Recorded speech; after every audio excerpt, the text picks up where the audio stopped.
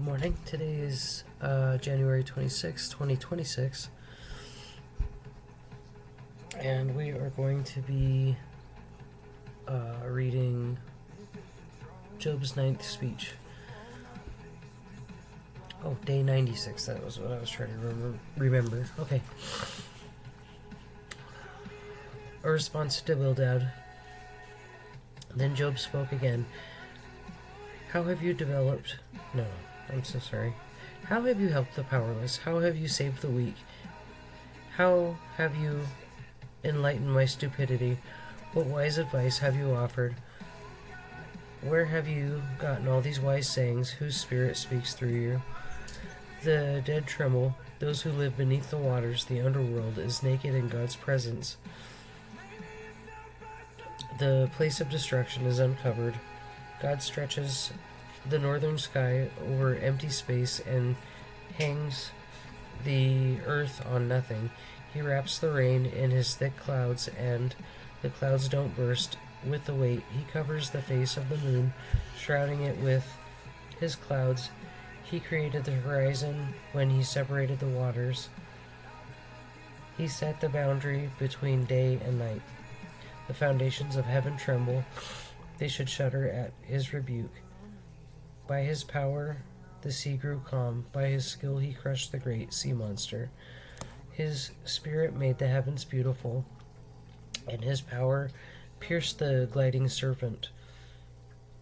These are the beginning of all that he does, merely a whisper of his power. Who then can comprehend the thunder of his power? Job's final speech. Job 27, 1 through 23. Job continued speaking. I vow by the living God who has taken away my rights, by the Almighty who has embittered my soul, as long as I live, while I have breath from God, my lips will speak no evil, and my tongue will speak no lies. I will never concede that you are right. I will defend my integrity until I die. I will maintain my innocence without wavering. My conscience is clear for as long as I live. May my enemy be punished like the wicked, my adversary like those who do evil. For what hope do the godless have when God cuts them off and takes away their life? Will God listen to their cry when trouble comes upon them? Can they take delight in the Almighty? Can they call to God at any time? I will teach you about God's power. I will not conceal anything concerning the Almighty. But you have seen all this, yet you say all these useless things to me. This is what the wicked will receive from God. This is their inheritance from the Almighty. They may have many children, but the children will die in war and starve to death. Those who survive will die of a plague, and not even their widows will mourn them. Evil people may have piles of money and may store away mounds of clothing, but the righteous will wear that clothing, and the innocent will divide that money. The wicked build houses as fragile as a spider's web, as flimsy as a shelter made of branches. The wicked go to bed rich, but wake to find that all their wealth is gone. Terror overwhelms them like a flood, and they are blown away in storms of the night. The east wind carries them away, and they are gone. It sweeps away. It whirls down on them without mercy. They struggle to flee from its power, but everyone jeers at them and mocks them. Job speaks of wisdom and understanding. Job 28, 1 through 28. People know where to mine silver and how to refine gold. They know where to dig iron from the earth and how to smelt copper from rock. They know how to shine light in the darkness and explore the farthest regions of the earth as they search in the dark for ore. They sink a mine shaft into the earth far from where anyone lives. They descend on ropes, swinging back and forth. Food is grown on the earth above, but down below the earth is melted as by fire. Here the rocks contain precious lapis lazuli, and the dust contains gold. But these are treasures no bird of prey can see, no falcons I observe. No wild animal has walked upon these treasures. No lion has ever set his paw there. People know how to tear apart flinty rocks and overturn the roots of mountains. They cut tunnels in rocks and uncover precious stones. They dam up the trickling streams and bring light and hidden treasures. But do people know where to find wisdom? How can they know? Where can they find understanding? No one knows where to find it. It is not found among the living. It is not here, says the ocean, nor is it here, says the sea. I cannot be bought with gold. I cannot be purchased with silver. It's worth more than all the gold of Ophir, greater than the precious onyx or lapis lazuli. Wisdom is more valuable than gold and crystal. It cannot be purchased with jewels mounted in fine gold. Coral and jasper are worthless in trying to get it. The price of wisdom is far above rubies. Precious pearl from Ethiopia cannot be exchanged for it. It's worth more than the purest gold. But do people know where to find wisdom? Where can they find understanding? It is hidden from the eyes of all humanity. Even sharp-eyed birds in the sky cannot discover it. Destruction and death say, we've heard only rumors of where wisdom can be found.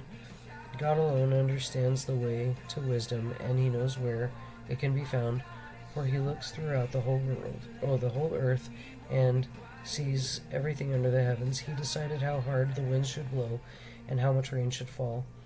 He made the laws for the rain, and laid out a path for the lightning. Then he saw wisdom and evaluated it. He set it in place and examined it thoroughly, and this is what he says to all humanity. The fear of the Lord is true wisdom. To forsake evil is real understanding. Job speaks of his former blessings. Job 29, 1-25. Job continued speaking. I long for the years gone by when God took care of me, when he lit up the way before me, and I walked safely through the darkness. When I was in my prime, God's friendship was felt in my home. The Almighty was still with me, and my children were around me. My cows produced milk in abundance, and my groves poured out streams of olive oil. Those were the days when I went to the city gate and took my place among the honored leaders. The young stepped aside when they saw me, and even the aged rose in respect at my coming. The princes stood in silence and put their hands over their mouths. The highest officials of the city stood quietly, holding their tongues in respect. All who heard me praised me. All who saw me spoke well of me, for I assisted the poor in their need and the orphans who required help. I helped those without hope, and they blessed me, and I caused the widows' hearts to sing for joy. Everything I did was honest. Righteousness covered me like a robe, and I wore justice like a turban. I served as eyes for the blind and feet for the lame. I was a father to the poor and assisted strangers who needed help. I broke the jaws of godless oppressors and plucked their victims from their teeth. I thought, surely I will die surrounded by my family after a long good life. For I am like a tree whose roots reach the water, whose branches are refreshed with the dew. New honors are constantly bestowed on me, and my strength is continually renewed. Everyone listened to my advice. They were silent as they waited for me to speak, and after I spoke they had nothing to add, for my counsel satisfied them. They longed for me to speak, as people long for rain. They drank my words like a refreshing spring rain. When they were discouraged, I smiled at them. My look of approval was precious to them. Like a chief, I told them what to do. I lived like a king among his troops and comforted those who mourned. Well, that is it for today. Short reading. Something that came to mind for like a devotional. Give it to God and go to sleep. I don't know what time of day or night you're watching this, but our God never sleeps, and he's there for us whenever we need him. Yeah, sometimes, even if you're at work and you're stressed out, excuse yourself, go to the bathroom, talk to him. He's always listening, and he's always there for us. Alright, that's all I got for today. Have a beautiful day.